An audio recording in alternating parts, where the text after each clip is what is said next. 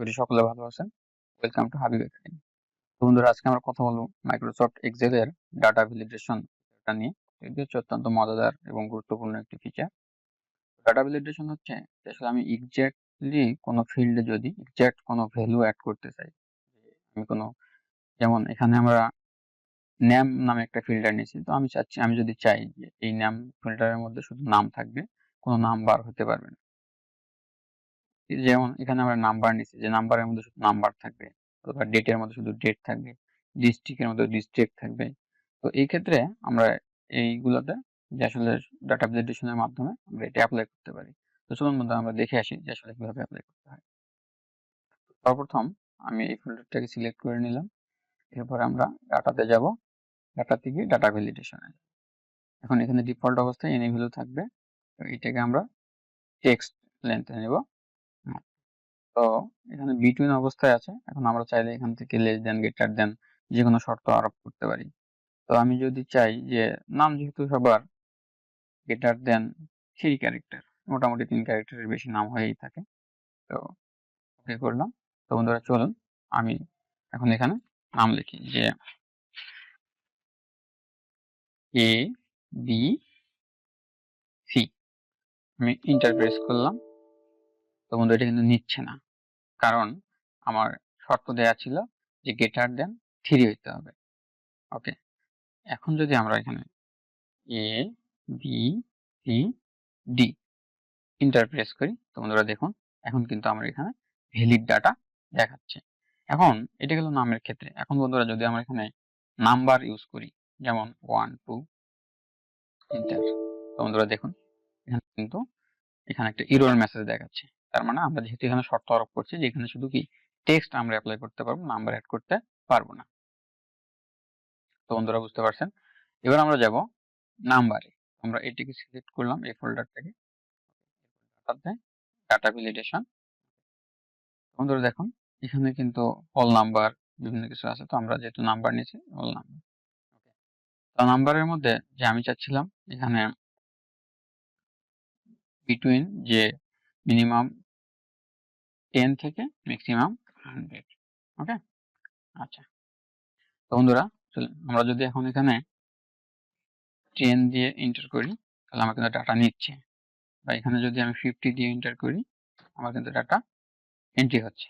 এখন যদি আমরা এখানে 9 এন্ট্রি করি, দেখেন এখানে কিন্তু একটা ইনভ্যালিড মেসেজ চলে আসছে, বা এরর একটা মেসেজ দেখাচ্ছে, কারণ আমি শর্ত দিয়েছি যে আমার এখান থেকে যে 10 এর নিচে কোনো নাম্বার ইনপুট হবে না এবং 100 এর বেশিও কোনো নাম্বার ইনপুট হবে না। এখন দেখি আমি যদি এখানে 110 ইনপুট করি, বন্ধুরা দেখেন 100 এর বেশি কোনো ভ্যালু নিচ্ছে না।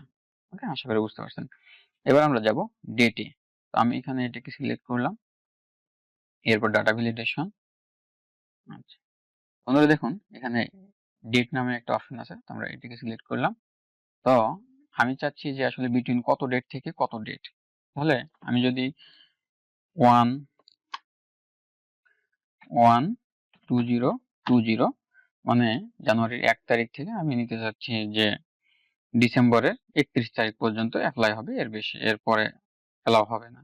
তাহলে এখানে 12/2020।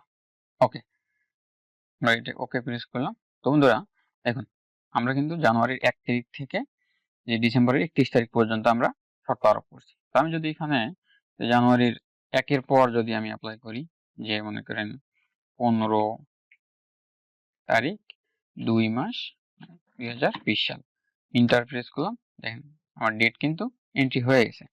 তো বন্ধুরা এখন দেখুন যদি আমি এখানে 15/2, এখন যদি 2018 অ্যাপ্লাই করি, তাহলে বন্ধুরা দেখুন এখানে কিন্তু আমার এরর মেসেজ চলে আসছে, কারণ আমি শর্ত আরোপ করছিলাম যে 2020 সালের 31শে ডিসেম্বর এবং জানুয়ারি থেকে 31শে ডিসেম্বর পর্যন্ত এটার মধ্যে যদি ডেট অ্যাপ্লাই করি, তাহলে আমার এটা ভ্যালিড হবে, অথবা এটা কি এরর মেসেজ। আমার কিন্তু যেহেতু 18 সাল আমি দিছি, আমার কিন্তু এরর মেসেজ চলে আসছে। বন্ধুরা এখানে আমরা দেখতে পাচ্ছেন যে আমরা একটা ডিস্ট্রিক্ট নিছি। তো আসলে ডিস্ট্রিক্ট এখানে যদি দেখেন আমি আরেকটা শিটে এখানে কিছু ডিস্ট্রিক্ট লিখে নিছি। তো আমরা দেখবো যে আসলে এটা কিভাবে অ্যাপ্লাই হচ্ছে। তো বন্ধুরা ফার্স্ট আমরা এটা সিলেক্ট করি। ওকে, এরপর ডাটাতে গিয়ে ডাটা ভ্যালিডেশন। ওকে, যেহেতু ওখানে আমার লিস্ট আকারে আছে এই জন্য আমরা এখানে সিলেক্ট করব লিস্ট। ওকে, এখন আমার এখানে সোর্স চাচ্ছে, আসলে কোন সোর্স বলে আমি দিতে চাচ্ছি। তো আমি এখান থেকে যেটা নিছি এটাকে সিলেক্ট করে নিই। ওকে, আমার কিন্তু সোর্সটা এটা অ্যাড হয়ে গেছে। ওকে, এখন বন্ধুরা দেখুন আমার কিন্তু সুন্দরভাবে এখানে ড্রপ ডাউন মেনু তৈরি হয়ে গেছে। সেম ভাবে দেখুন প্রতিটাতে কিন্তু ড্রপ ডাউন মেনু তৈরি হয়ে গেছে। তো আমি চাইলে এখানে আমার যে ডিস্ট্রিক্টটা দরকার আমি ওইটা দিতে পারি। দেখতে পাচ্ছেন বন্ধুরা কত সুন্দর একটা সিস্টেম। তো বন্ধুরা এই ছিল মোটামুটি ডাটা ভ্যালিডেশন। আশা করি সকলে বুঝতে পারছেন। তো এখানে আমরা আরো কিছু কাজ করতে পারি, যেমন আমি এটাতে সিলেক্ট করে ডাটাতে গিয়ে ডাটা ভ্যালিডেশন। এখানে দেখেন আরো এখানে ইনপুট মেসেজ এবং এরর অ্যালার্ট। তো এখানে আমরা কিছু লিখতে পারি, যেমন আমি এটাতে যাচ্ছিলাম যে আমরা আগে টেক্সট লেন দেখেন গ্রেটার দেন 3। তো যখন ইনপুট মেসেজ, তো এখানে ইনপুট মেসেজের এখানে যদি আমি কিছু দেখতে চাই যে আসলে আমি এখানে কি নাম, মানে নামের জন্য আমার শুধু টেক্সট দরকার, তাহলে আমি এখানে দেখেন ই এক্স টেক্সট অনলি। তো বন্ধুরা এটা আমরা ওকে করে দিলাম। এখন দেখেন আমি এখানে কিন্তু যেখানেই প্রেস করতেছি আমার এখানে দেখাচ্ছে যে টেক্সট অনলি, তার মানে আমি শুধু এখানে শুধু টেক্সট অনলি অ্যাপ্লাই করতে পারবো। তো বন্ধুরা দেখুন এখানে আমরা আবার যদি ডাটা ভ্যালিডেশনে যাই, এগুলো কি ইনপুট মেসেজ। এখন যদি এরর অ্যালার্ট, তাহলে এরর অ্যালার্ট আমাকে আসলে কি দেখাবে। এরর অ্যালার্টে যদি দেখাই যে আমি আসলে কি দেখতে যাচ্ছি, যে নট ভ্যালিড বা ভ্যালিড না, যে অথবা আমি লিখতে পারি যে ইনপুট টেক্সট। ওকে, আমরা ওকে করলাম। তো বন্ধুরা দেখুন এটা আমার সিলেক্ট অবস্থায় আছে। তো আমি এখন যদি এখানে নাম্বার ইনপুট দেই, তো বন্ধুরা এই ছিল মোটামুটি ডাটা ভ্যালিডেশন। আশা করি সকলে বুঝতে পারছেন। ধন্যবাদ সবাইকে। আসসালামু আলাইকুম।